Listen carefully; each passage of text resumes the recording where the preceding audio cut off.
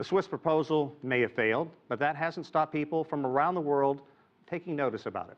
For a closer look at the plan and its implications in other countries, I spoke with Jacob Kierkegaard. He is a senior fellow at the Peterson Institute here in Washington, D.C. Well, I think there's no doubt that the groundswell against income inequality and against corporate excesses, etc., in Switzerland is very high. But I think at the end of the day, people viewed that 1 to 12 was probably too extreme, that it was sort of utopian in a way.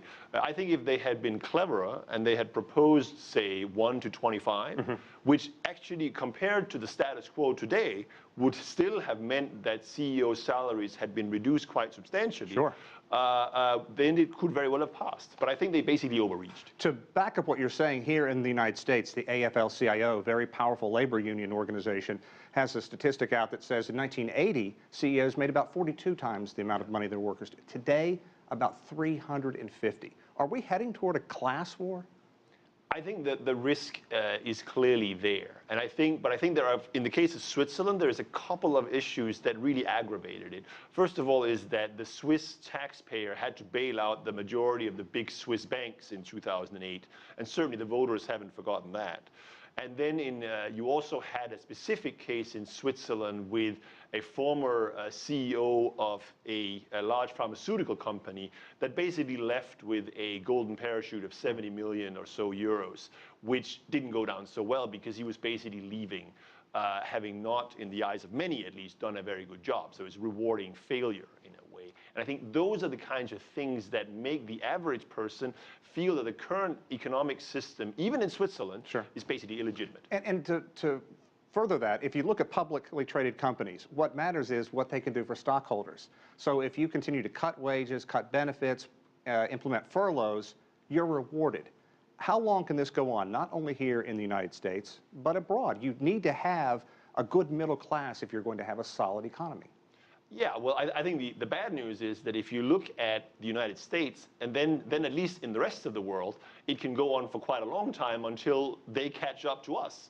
The question is how credible it is in the United States, where the income inequality, in my opinion, has reached a level where basically the predominantly consumption-driven economy that we have here in the United States cannot be sustained on the consumption of only the 1%.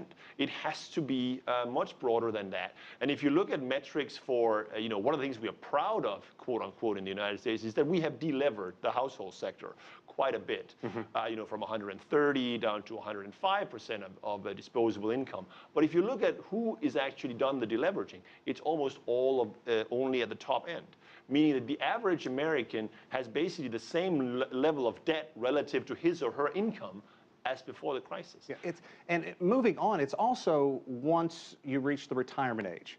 And there's one statistic that jumped out at me. The Walmart CEO, the outgoing Walmart CEO, 6,000 times the retirement benefits that the people he manages get.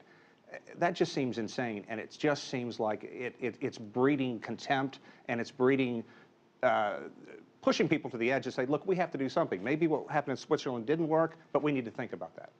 Yeah, no, I mean, I personally believe that if we look forward to the 2016 presidential election, one of the big issues is going to be that both in the Republican and the Democratic Party, I think you're going to see primary challengers who will be running on this agenda, this narrative, this income inequality issue, which, clearly in the Democratic Party is a very easy case to make, but I think you will see it in the Republican Party as well. That fundamentally, because it is accompanied by a lack of social mobility in the United States, which didn't used to be there, it's basically become viewed as socially unjust.